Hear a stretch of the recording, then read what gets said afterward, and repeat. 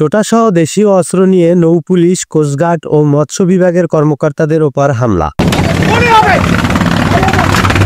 মেঘনা নদীর বরিশালের আলীগঞ্জ এলাকায় নিষেধাজ্ঞা অমান্য করে মাছ ধরছিলেন জেলেরা। খবর পেয়ে অভিযানে যান কোস্টগার্ড ও মৎস্য বিভাগের কর্মকর্তারা। এ সময় দেশীয় অস্ত্র নিয়ে তাদের উপর হামলা চালায় জেলেরা। এতে মৎস্য কর্মকর্তা সহ কয়েকজন আহত হয়েছেন। হামলার ঘটনায় জড়িত 7 জনকে আটক করে যৌথ বাহিনী।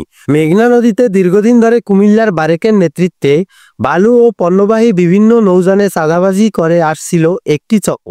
মঙ্গলবার সকালে দেশীয় অস্ত্র নিয়ে নুনেরটেক এলাকায় মেঘনা নদীতে বালুবাহী নৌযানে চাঁদা দাবি করে তারা। চাঁদা না দেয়ায় বালহেডের 2 শ্রমিককে কুপিয়ে আহত করে চাঁদাবাজরা। খবর পেয়ে নৌপুলিশ অভিযানে যায়। এ সময় চাঁদাবাজরা টোটাসহ দেশীয় অস্ত্র নিয়ে নৌপুলিশের ওপর হামলা করলে 3 পুলিশ সদস্য আহত হন।